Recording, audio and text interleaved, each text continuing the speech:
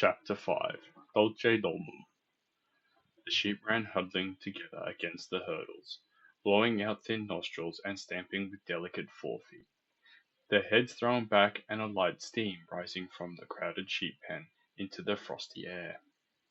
As the two animals hastened by in high spirits, with much chatter and laughter, they were returning across country after a long day's outing with Otter, hunting and exploring on the wide uplands, where certain streams, tributary to their own river, had their first small beginnings, and the shades of the short winter day were closing in on them, and they had still some distance to go.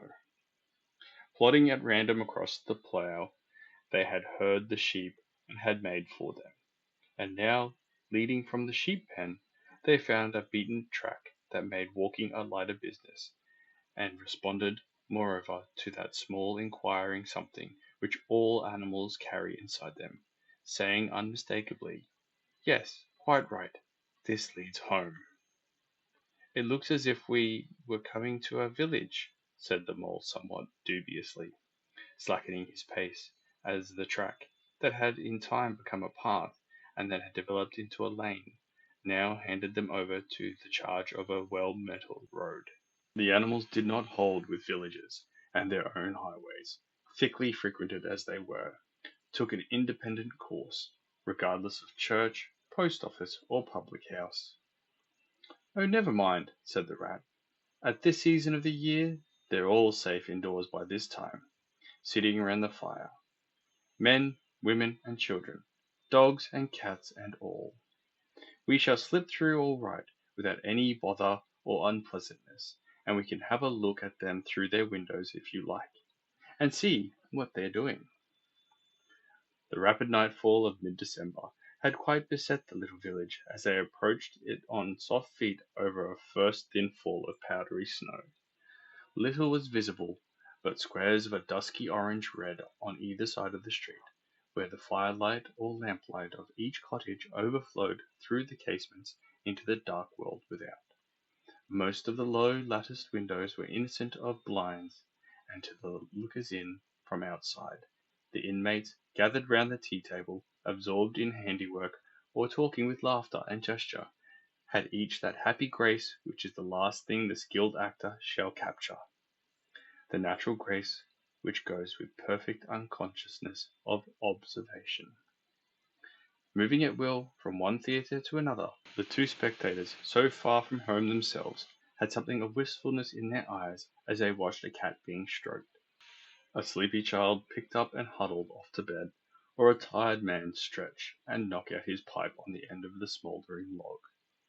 But it was from one little window, with its blind drawn down, a mere blank transparency on the night, that the sense of home and the little curtained world within walls, the larger stressful world of outside nature, shut out and forgotten, most pulsated. Close against the white blind hung a bird cage, clearly silhouetted, every wire, perch, and appurtenance distinct and recognizable, even to yesterday's dull-edged lump of sugar. On the middle perch, the fluffy occupant, head tucked well into feathers, seemed so near to them as to be easily stroked, had they tried. Even the delicate tips of his plumped-out plumage penciled plainly on the illuminated screen. As they looked, the sleepy little fellow stirred uneasily, woke, shook himself, and raised his head. They could see the gape of his tiny beak as he yawned in a bored sort of way, looked around, and then settled his head into his back again, while the ruffled feathers gradually subsided into perfect stillness. Then a gust of bitter wind took them in the back of the neck. A small sting of frozen sleet on the skin woke them as from a dream, and they knew their toes to be cold, and their legs tired, and their own home distant, a weary way. Once beyond the village, where the cottages ceased abruptly, on either side of the road they could smell through the darkness the friendly fields again, and they braced themselves for the last long stretch, the home stretch, the stretch that we know is bound to end, sometime, in the rattle of the door latch, the sudden firelight, and the sight of familiar things greeting us as long absent travellers from far over sea. They plodded along steadily and silently, each of them thinking his own thoughts. The moles ran a good deal on supper, as it was pitch dark, and it was all a strange country for him as far as he knew, and he was following obediently in the wake of the rat, leaving the guidance entirely to him. As for the rat, he was walking a little way ahead, as his habit was, his shoulders humped, his eyes fixed on the straight grey road in front of him. So he did not notice poor Mole when suddenly the summons reached him and took him like an electric shock. We others, who have long lost the more subtle of the physical senses, have not even proper terms to express an animal's intercommunications with his surroundings, living or otherwise, and have only the word smell, for instance, to include the whole range of delicate thrills which murmur in the nose of the animal night and day, summoning, warning, inciting, repelling. It was one of these mysterious fairy calls from out the void that suddenly reached Mole in the darkness, making him tingle through and through with its very familiar appeal, even while yet he could not clearly remember what it was. He stopped dead in his tracks, his nose searching hither and thither in its efforts to recapture the fine filament, the telegraphic current that had so strongly moved him. A moment, and he had caught it again, and with it this time came recollection in fullest flood. Home! That was what they meant. Those caressing appeals, those soft touches wafted through the air, those invisible little hands pulling and tugging, all one way. Why, it must be quite close by him at that moment. His old home that he had hurriedly forsaken and never sought again, that day when he first found the river. And now it was sending out its scouts and its messengers to capture him and bring him in. Since his escape on that bright morning he had hardly given it a thought, so absorbed had he been in his new life, in all its pleasures, its surprises, its fresh and captivating experiences. Now, with a rush of old memories, how clearly it stood up before him in the darkness. Shabby indeed, and small and poorly furnished, and yet his. The home he had made for himself. The home he had been so happy to get back to after his day's work. And the home had been happy with him, too, evidently, and was missing him and wanted him back, and was telling him so, through his nose sorrowfully, reproachfully, but with no bitterness or anger, only the plaintive reminder that it was there, and wanted him. The call was clear, the summons was plain. He must obey it instantly and go. Ratty, he called, full of joyful excitement. Hold on! Come back! I want you quick! Oh, come along, Mole, do, replied the rat cheerfully, still plodding along. Please stop, Ratty, pleaded the poor Mole in anguish of heart. You don't understand. It's my house, my old home. I've just come across the smell of it, and it's close by here, really quite close, and I must go. I must. Oh, come back, Ratty. Please, please come back. The rat was by this time very far ahead, too far to hear clearly what the mole was calling, too far to catch the sharp note of painful appeal in his voice, and he was much taken up with the weather, for he too could smell something suspiciously like approaching snow. Mole, we mustn't stop now, really, he called back. We'll come for it tomorrow, or whatever it is you found. But I daren't stop now. It's late, and the snow's coming on again, and I'm not sure of the way, and I want your nose, Mole. So come on quick, there's a good fellow. And the rat pressed forward on his way, without waiting for an answer. Poor Mole stood alone in the road, his heart torn asunder, and a big sob gathering, somewhere low down inside him, to leap up to the surface presently. He knew, in passionate escape, but even under such a test as this, his loyalty to his friend stood firm. Never for a moment did he dream of abandoning him. Meanwhile, the wasps from his old home pleaded, whispered, conjured, and finally claimed him imperiously. He dared not tarry longer within their magic circle. With a wrench that tore his very heartstrings, he set his face down the road and followed submissively in the track of the rat. While faint, Thin little Smells, still dogging his retreating nose, reproached him for his new friendship and his callous forgetfulness. With an effort he caught up to the unsuspecting Rat, who began chattering cheerfully about what they would do when they got back, and how jolly a fire of logs in the parlour would be, and what a supper he meant to eat, never noticing his companion's silence and distressful state of mind. At last, however, when they had gone some considerable way further, and were passing some tree stumps at the edge of a copse that bordered the road, he stopped and said kindly, "Look here, Mole, old chap, you seem dead tired. No talk left in you, and your feet dragging like lead. We'll sit down here for a minute and rest. The snow has held off so far, and the best part of our journey is over." The Mole subsided forlornly on a tree stump and tried to control himself, for he felt it surely coming. The sob he had fought with so long refused to be beaten.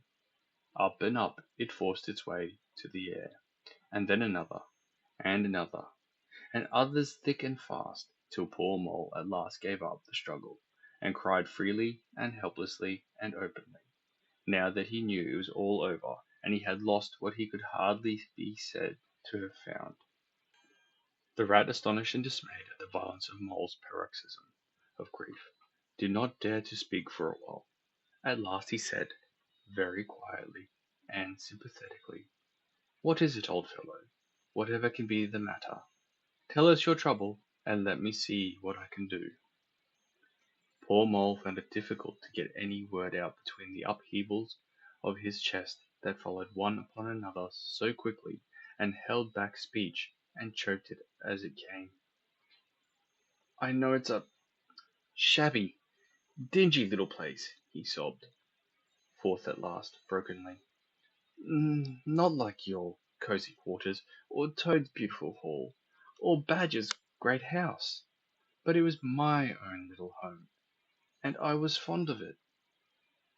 And I went away and forgot all about it. And then I smelt it suddenly, on the road, when I called and you wouldn't listen. Rat, and everything came back to me with a rush. And I wanted it. Oh dear, oh dear. And when you wouldn't turn back, Ratty, and I had to leave it, though I was smelling it all the time, I thought my heart would break. We might have just gone and had one look at it, Ratty. Only one look. It was close by, but you wouldn't turn back, Ratty. You wouldn't turn back. Oh dear, oh dear." Recollection brought fresh waves of sorrow, and sobs again took full charge of him, preventing further speech. The Rat stared straight in front of him, saying nothing, only patting Mole gently on the shoulder. After a time he muttered gloomily, "I see it all now. What a pig I have been! A pig, that's me! Just a pig! A plain pig!" He waited till Mole's sobs became gradually less stormy and more rhythmical. He waited till at last sniffs were frequent and sobs only intermittent. Then he rose from his seat, and remarking carelessly, "Well, now we'd really better be getting on, old chap," set off up the road again, over the toilsome way they had come. "Wherever are you going, Ratty?" cried the tearful Mole, looking up in alarm. "We're going to find that home of yours, old fellow," replied the Rat pleasantly. "So you had better come along, for it will take some finding, and we shall want your nose." "Oh, come back, Ratty, do!" cried the Mole, getting up and hurrying after him. "It's no good, I tell you. It's too late and too dark, and the place is too far off, and the snow's coming. And I never meant to let you know I was feeling that way about it. It was all an accident and a mistake.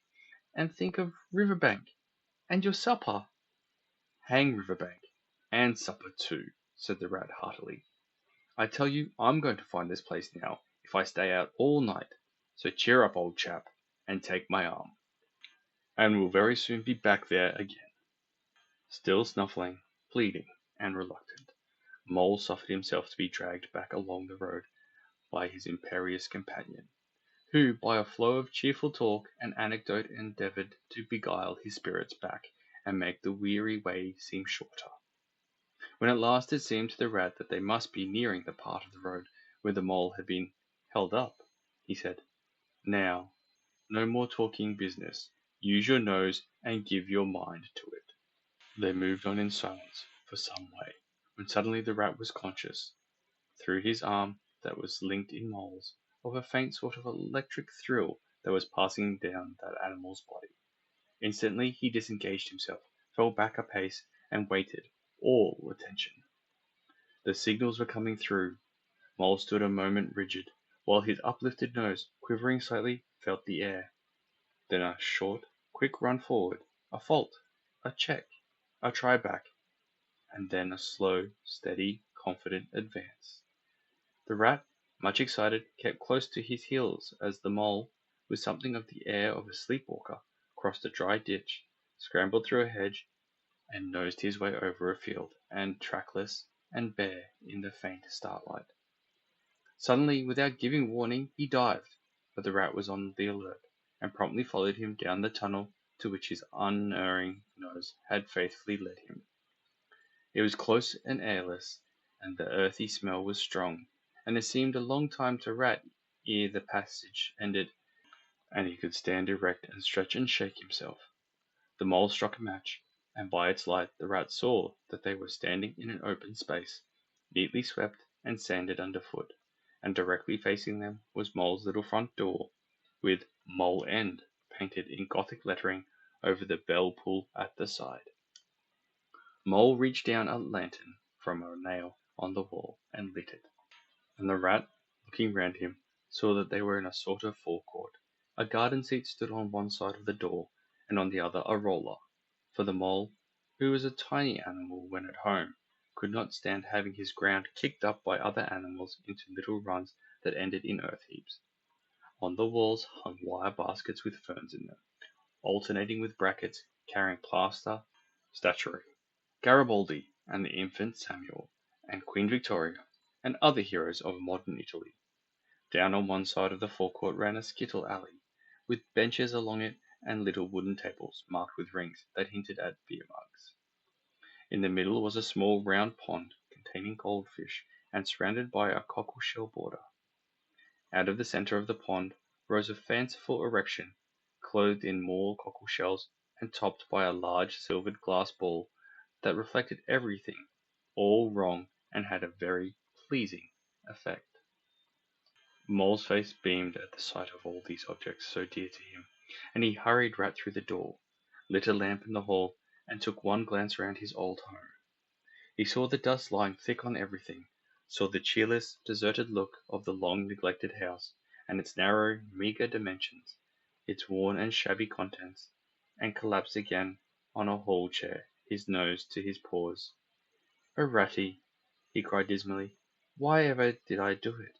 Why did I bring you to this poor, cold little place, on a night like this, when you might have been at Riverbank by this time, toasting your toes before a blazing fire, with all your own nice things about you?"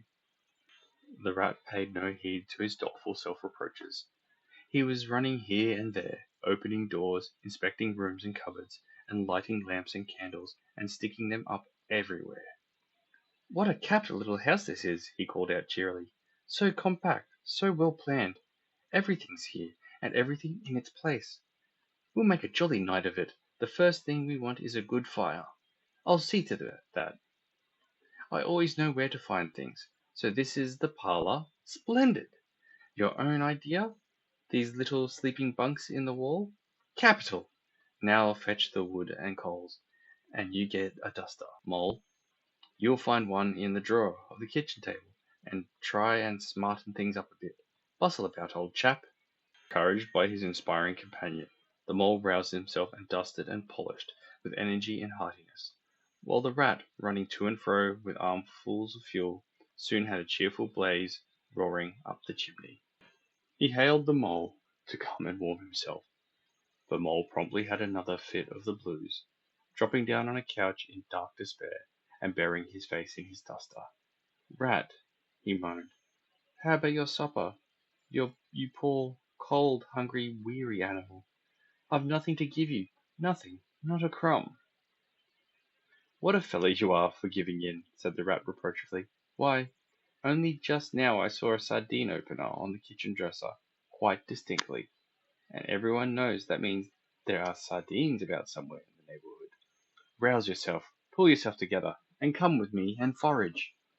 They went and foraged accordingly, hunting through every cupboard and turning out every drawer. The result was not so very depressing after all, though of course it might have been better.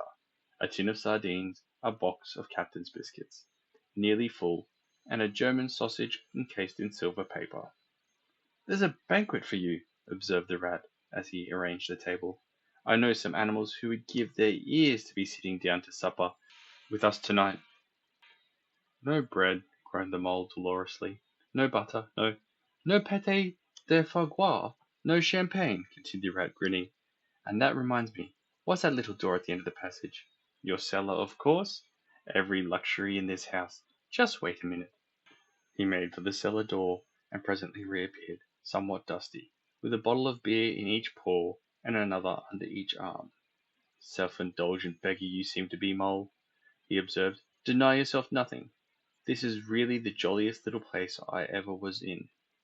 Now, wherever did you pick up those prints? Make the place look so homely, they do. No wonder you're so fond of it, Mole.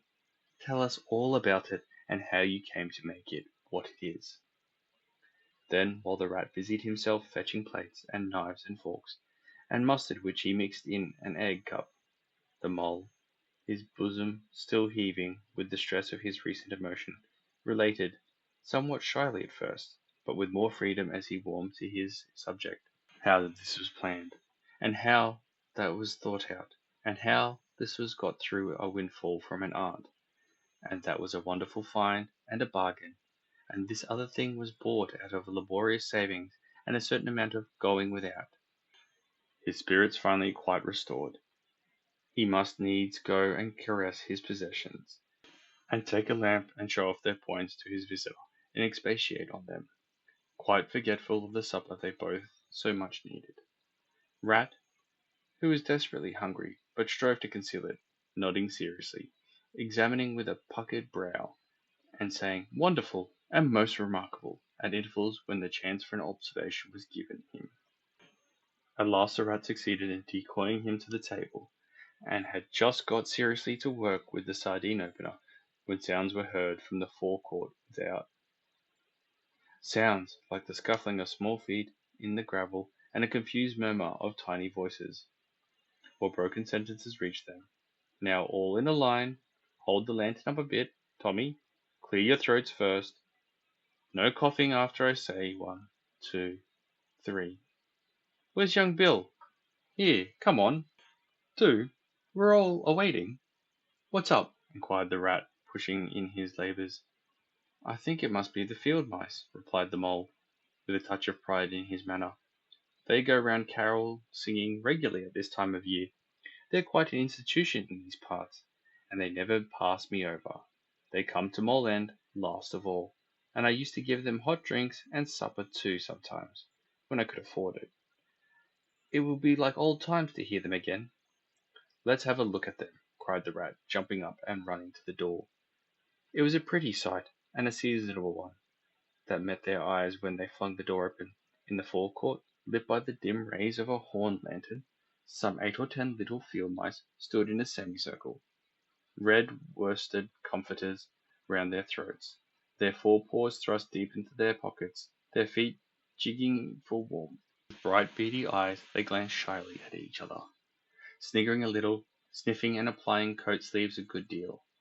As the door opened, one of the elder ones that carried the lantern was just saying, Now then, 1, 2, 3, and forthwith their shrill little voices uprose on the air, singing one of the old-time carols that their forefathers composed in the fields that were fallow and held by frost, or when snowbound in chimney corners, and handed down to be sung in the miry street to lamplit windows at Yule-time. Carol. Villagers all, this frosty tide, let your door swing open wide. Though wind may follow, and snow beside, yet draw us in, by your fire to bide. Joy shall be yours in the morning, Here I stand in the cold and the sleet, blowing fingers and stamping feet. Come from far away, you to greet, you by the fire and we in the street, bidding you joy in the morning, for ere one half of the night was gone, sudden a star has led us on, raining bliss and benison, bliss tomorrow and more anon, joy for every morning. Goodman Joseph toiled through the snow, saw the star over a stable low. Mary she might not further go, welcome thatch and litter below. Joy was hers in the morning, and then they heard the angels tell, who were the first to cry Noel. Animals all, as it befell, in the stable where they did dwell. Joy shall be theirs in the morning. The voices ceased, the singers, bashful but smiling, exchanged sidelong glances, and silence succeeded, but for a moment only. Then, from up above and far away, down the tunnel they had so lately travelled, was borne to their ears, in a faint musical hum, the sound of distant bells ringing, a joyful and clangorous peal. "Very well sung, boys!" cried the Rat heartily. "And now come along in, all of you, and warm yourselves by the fire, and have something hot." "Yes, come along, Field Mice!" cried the Mole eagerly. "This is quite like old times. Shut the door after you. Pull up that settle to the fire.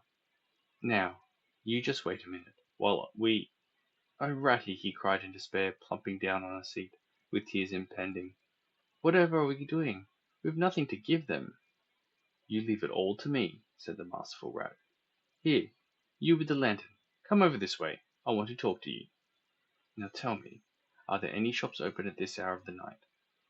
"Why, certainly, sir," replied the Field Mouse respectfully. "At this time of the year our shops keep open to all sorts of hours." "Then look here," said the Rat. "You go off at once, you and your lantern, and you get me." Here much muttered conversation ensued, and the Mole only heard bits of it, such as "fresh mind," "No, a pound of that will do," "See you get Bugginses, for I won't have any other," "No, only the best," "If you can't get it there, try somewhere else," "Yes, of course, home made, no tin stuff." "Well then, do the best you can." Finally there was a chink of coin passing from paw to paw. The Field Mouse was provided with an ample basket for his purchases, and off he hurried, he and his lantern. The rest of the Field Mice perched in a row on the settle, their small legs swinging, gave themselves up to enjoyment of the fire, and toasted their chibblins till they tingled, while the Mole, failing to draw them into easy conversation, plunged into family history, and made each of them recite the names of his numerous brothers, who were too young, it appeared, to be allowed to go out a-carolling this year, but looked forward very shortly to winning the parental consent. The Rat, meanwhile, was busy examining the label of one of the beer bottles. "I perceive this to be old Burton," he remarked approvingly. "Sensible Mole, the very thing. Now we shall be able to mull some ale. Get the things ready, Mole, while I draw the corks." It did not take long to prepare the brew, and thrust the tin heater well into the red heart of the fire, and soon every Field Mouse was sipping and coughing and choking, for a little mulled ale goes a long way, and wiping his eyes and laughing and forgetting he had ever been cold in all his life.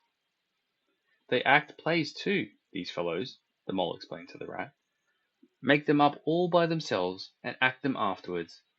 And very well they do it, too. They gave us a capital one last year, about a Field Mouse who was captured at sea by a Barbary corsair, and made to row in a galley, and when he escaped and got home again, his lady love had gone into a convent. Here, you were in it, I remember. Get up and recite a bit." The Field Mouse addressed got up on his legs, giggled shyly, looked around the room, and remained absolutely tongue-tied. His comrades cheered him on, Mole coaxed and encouraged him, and the Rat went so far as to take him by the shoulders and shake him, but nothing could overcome his stage fright. They were all busily engaged on him, like watermen applying the Royal Humane Society's regulation to a case of long submersion, when the latch clicked, the door opened, and the Field Mouse with the lantern reappeared, staggering under the weight of his basket. There was no more talk of play acting once the very real and solid contents of the basket had been tumbled out on the table. Under the generalship of Rat, everybody was set to do something or to fetch something. In a very few minutes supper was ready, and Mole, as he took the head of the table in a sort of a dream, saw a lately barren board set thick with savoury comforts, saw his little friends' faces brighten and beam as they fell to without delay, and then let himself loose, for he was famished indeed. On the provender so magically provided, thinking what a happy homecoming this had turned out, after all. They ate, they talked of old times, and the field mice gave him the local gossip up to date, and answered as well as they could the 100 questions he had to ask them.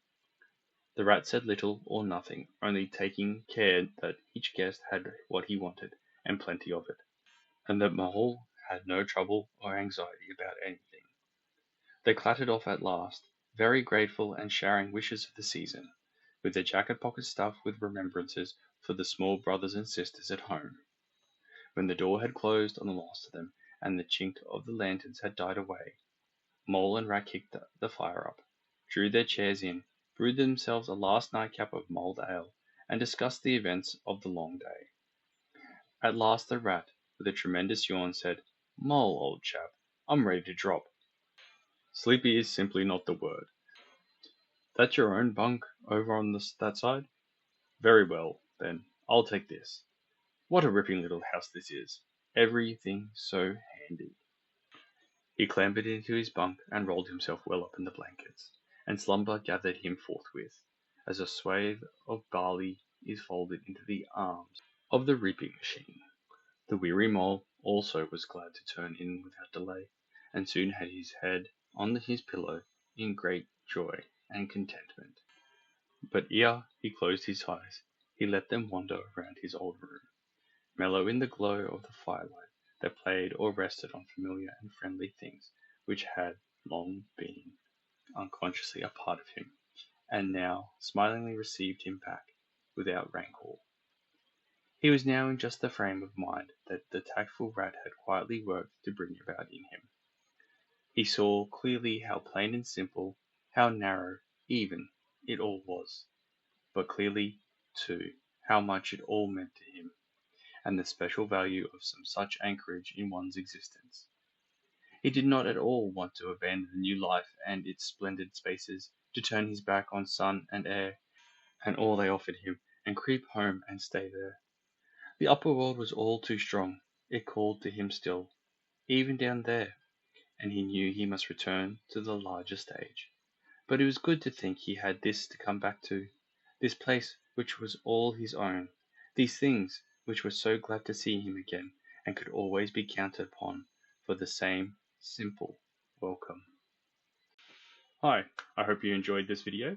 If you liked what you listened to, click on the card for the next chapter or recommended video. Otherwise, thanks for dropping by and enjoy your day.